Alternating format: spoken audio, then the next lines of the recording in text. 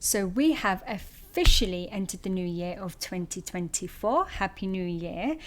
And this is a time that we are setting intentions, our goals, things that we want to change, how we want our new year to look. But before that happens, we must do one thing, and that is to change perspective. Hello and welcome to Reunion Within. I'm Lisa, and today I'm talking about why tough love can be useful but also can create failure. So why is that? Well, tough love. Okay, so let's think about the positives to begin with. So when we think of tough love, we think of a way to help someone really see the truth of something. Okay, so we're not sugarcoating anything. So this is where tough love can be a positive thing, a helpful thing. So let's just take an example. For instance, someone, let's say you've got two people in a relationship and one person really wants to leave. Okay, if they just stay in that relationship, then what they're doing is they're denying their own truth to themselves, but they're also denying the truth to the other person. So by standing up and saying, this is how I feel, I don't want to be here anymore, I think it's best that I leave or we separate, then what you're doing is, yes, it may be really hard to speak the truth. It may be hard to tell them your feelings and that you may not love them that way anymore, or whatever it may be. But the truth there helps you both move on to a more real, authentic life path. Okay, so you're not holding that person back, that you're setting that person free to be able to actually find what it is that they deserve and you. However, okay, so that is good. That is a good way of thinking of tough love, actually being authentic. But the negative side of it, and why it sets us up for failure, is because if we think about let's say children who grow up with parents that are very, tough love, and whether that's physically, emotionally, psychologically, what you're doing is you're setting that child up and conditioning that child to believe that life is hard and that life is difficult. And so what that does to the child is it makes them believe that when you experience happy memories or experiences, it's never going to last, and it's like too good to be true. And so then what develops after that in time is a self-sabotaging behaviour. So, when a child is growing up and, really be really critical of the child, so that way they can toughen up and take, lots of emotional abuse from people, or whether it's handing lots of adult responsibilities to children. And it's a way of toughening them up and getting them to know that they can, go into the world and know what it's all about. I'm talking excessively here, So I'm, obviously as children, there's always going to be things that happen and certain lessons that parents want to install. But I am talking about excessively toughening that child up in a way that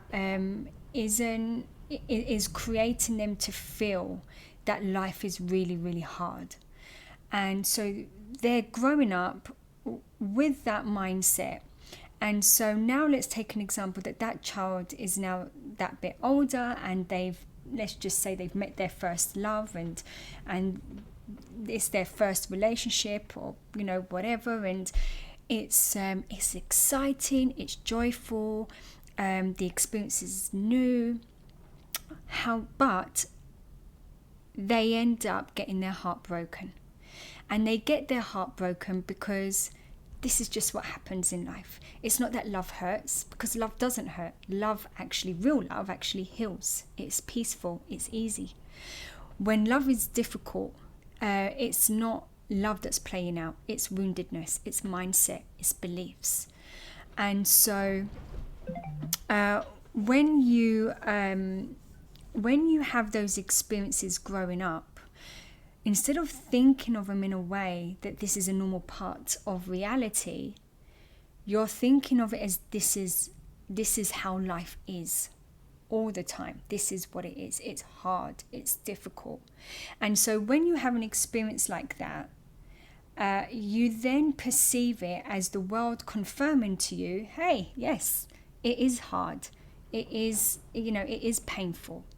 And so you then adapt even more so that conditioning that I'm always going to get let down. It's just going to end in pain or heartbreak. And so then you go through life with a kind of self-fulfilling prophecy that this is what happens. And so you enter all these relationships that are pretty probably superficial, because you're not going to want to get your heart broken. So you end up being with people that you don't have to fully give your heart to, or you kind of know is just going to end at some point because that's what you've told yourself. And or it can be even with a job. You could have a really creative talent, and you don't ever pursue that because dreams don't come true. That's not what reality is. Reality is tough, it's hard, it's difficult, it's painful. And so you don't go for your dreams, you don't do things that you want to do in the world, because it's not in your reality, it's not in your mind of your beliefs. And so your belief system is your limitation. So if you don't believe that you can get that great job, then you're not going to. If you don't believe that you can attract that great love, then you're not going to.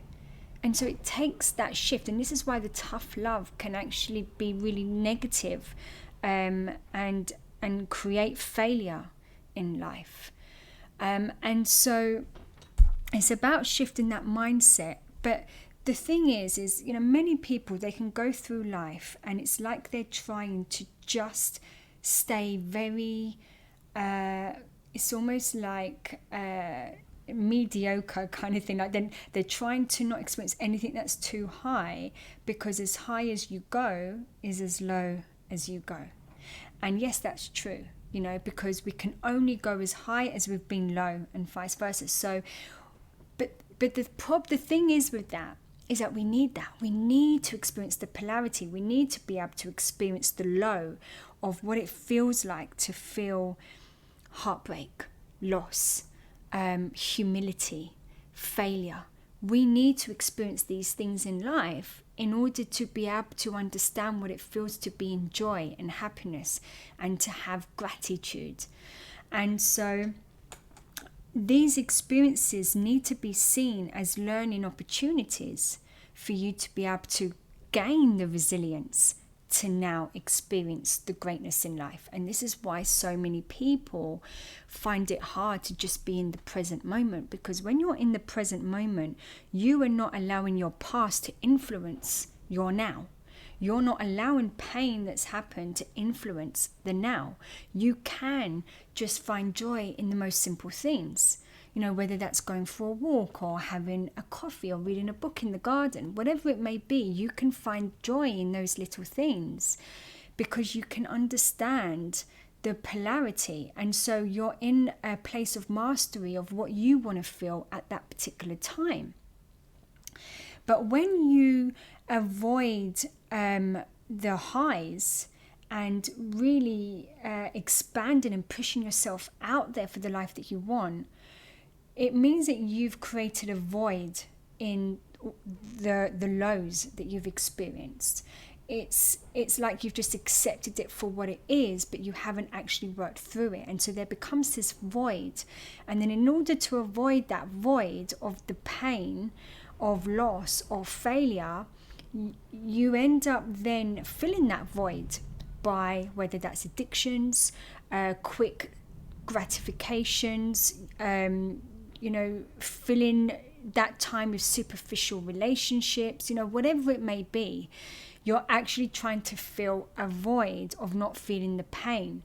But when you haven't worked through pain, everything you experience can't fully be enjoyed because you've not actually allowed yourself to feel what it is, the lows of what you need to work through. So when you are setting your intentions for this new year, think about, reflect back, how has your life cycled through? Have you found that you repeat certain cycles with certain people, or with your career, with your job, or whatever it may be? Where have you believed that maybe it's too good to be true? And start by believing that you can't wait for the world to change your perspective, because that's not going to happen. It's your perspective that changes the world. It changes your outlook. It changes your reality. And when you can do that, you can step into this new year and manifest anything you want, because now you believe it. So, whatever it is that you hope for this year, I hope that you can find a real, sense of what the difference between what you authentically would love, but you think may not be possible, but also what it is that you believe, which is just going to be sort of mediocre, because that's been your limited beliefs. And sometimes we can be really afraid to dream bigger. We can be afraid of that because we believe that if we have it, then we're just going to get hurt in the process. And that's not really the reality of what's happening.